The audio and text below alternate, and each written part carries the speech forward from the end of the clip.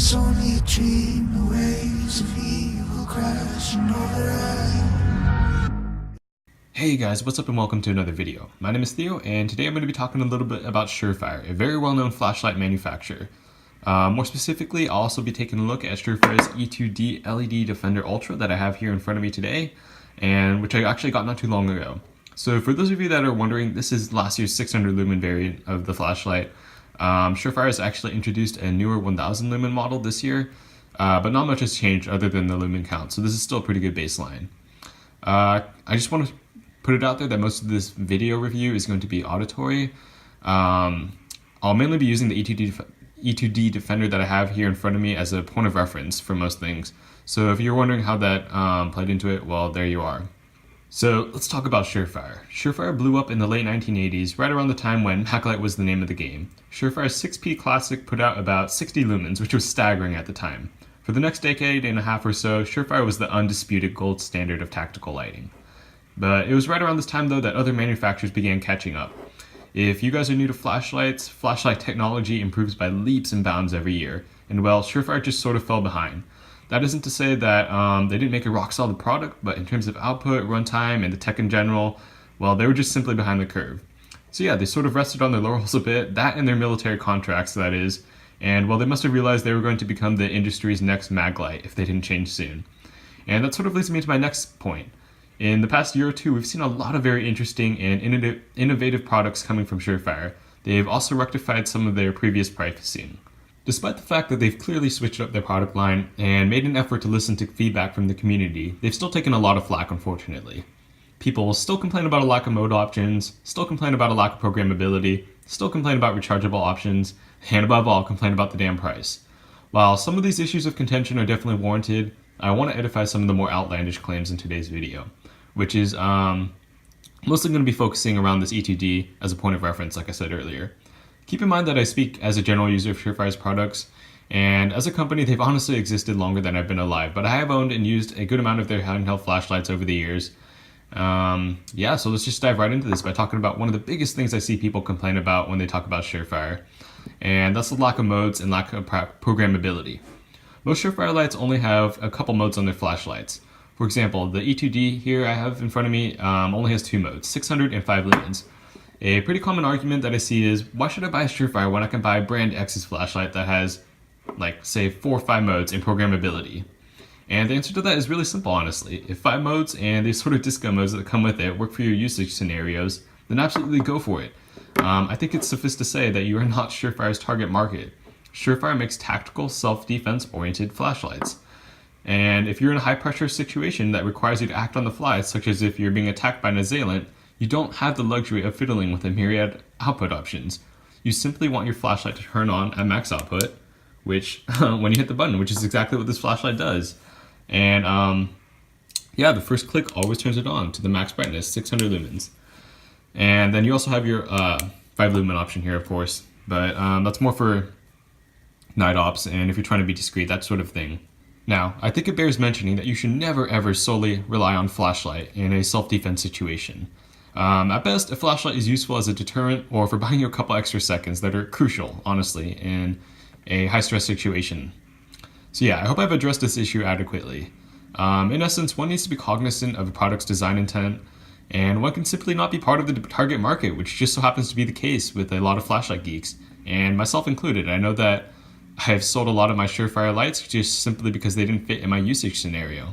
Now let's talk about the second argument of contention that I see when I look up Surefire lights, and that's rechargeable batteries. There's a good argument for rechargeable batteries, and rightly so. They're more environmentally friendly, more cost efficient, and even have greater capacity nowadays to boot. If we pop this guy open here, actually, you can see that I'm running two Surefire CR123As.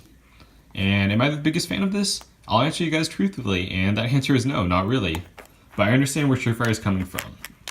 While rechargeable batteries do have their advantages, so do lithium CR123A. There's definitely trade-offs between the two. But to make a long story short, CR123A are just more reliable. They're less prone to failure because they can function at extreme temperatures, and they can also retain their capacity over a much longer period of time. And you also don't have to worry about proper battery maintenance like you do with rechargeable batteries. If you guys own rechargeable batteries such as the 18650, 16650, you probably know that you should recharge them every couple months to retain their maximum battery health. And that's not something you have to worry about with lithium primaries. You can leave them sitting for years. They're great for emergencies in that regard, actually. And generally speaking, in a tactical oriented flashlight, failure is simply not an option. So yeah, that's sort of the reason why primaries are preferable in a flashlight like this. In short, CR123A are just more reliable.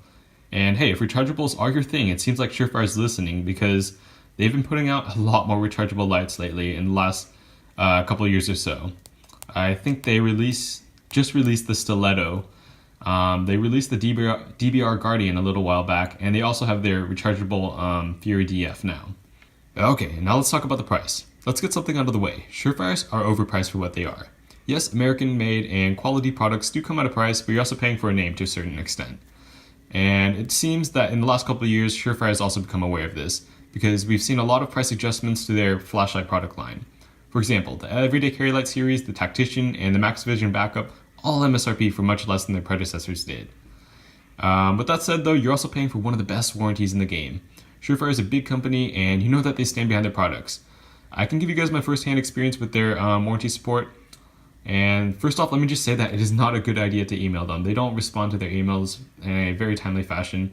Always call them. They will get you sorted out. I guarantee it. I've had a couple flashlights crap out from them. It wasn't anything big, actually. It was just like bad tail caps, stuff like that. And yeah, they just sent me this. They just asked me for my address, and a couple weeks later, I had a new part at my doorstep. You know, a lot of custom makers have great customer service, but there's a distinction between that and warranty service. Custom makers simply don't have the same level of guaranteed longevity that Surefire does, ergo they lack the same level of warranty support for their products. I think a lot of people who pursue custom flashlights sort of forget this, so I do want to highlight on it. Of course, it also goes without saying that the best warranty is the one that you never have to use, so yeah. All that said, if you're still paying Surefire's full MSRP, I highly recommend you look elsewhere to make your purchases. A quick online search of most retailers that carry Surefire products will generally yield you prices that are around 70-75% of the actual MSRP. Keep in mind that this is a very rough figure, and I'm just speaking from experience. But a prime example case is this E2D I've got here. I think I paid $110 for this guy brand new off of eBay. Now, there's no question that this was a steal of a deal.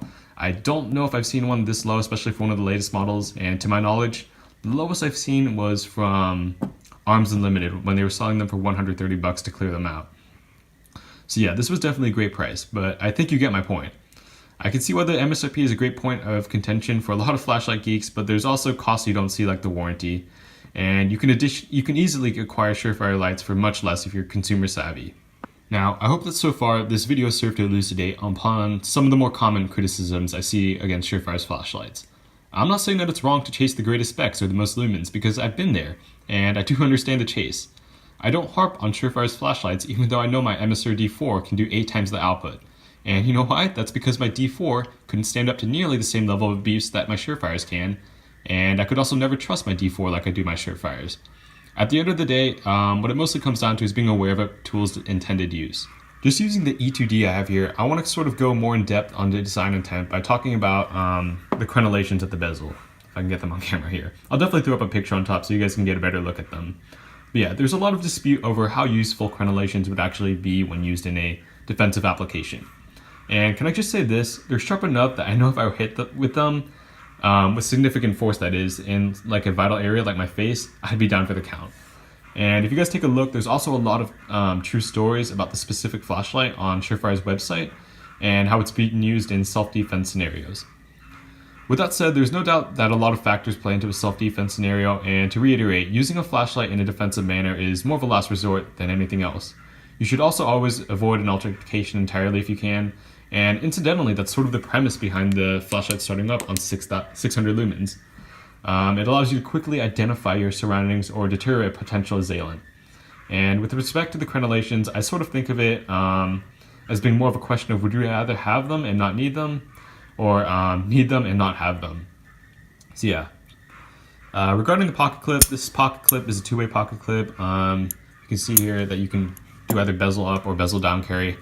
I know some have said that they've snapped those accidentally, but I've never actually snapped one, and I've owned several lights with this type of pocket clip. But if you do snap one, Surefire will send you a few for free if you ask nicely. With respect to the tail cap, I like this tail cap. I believe it is called the Z68 tail cap. It allows for very solid tail standing, as you can see here.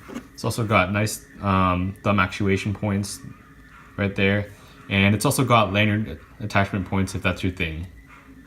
I really don't think there's much more to say about this flashlight. It's a great product, and I got it at a great price. I personally don't recommend snagging the latest 1000 lumen iteration of the flashlight unless you can find it for cheaper online than it lists for currently. Hopefully you found my thoughts on both Surefire and their products in general to be helpful. I'm pretty open to other ideas and interpretations, so if you've got them, fire away in the comments. I'd be more than happy to respond in turn. If you enjoyed this video, be sure to hit that like button and subscribe. It really helps the channel out. And I think that's going to wrap this video up. Peace out.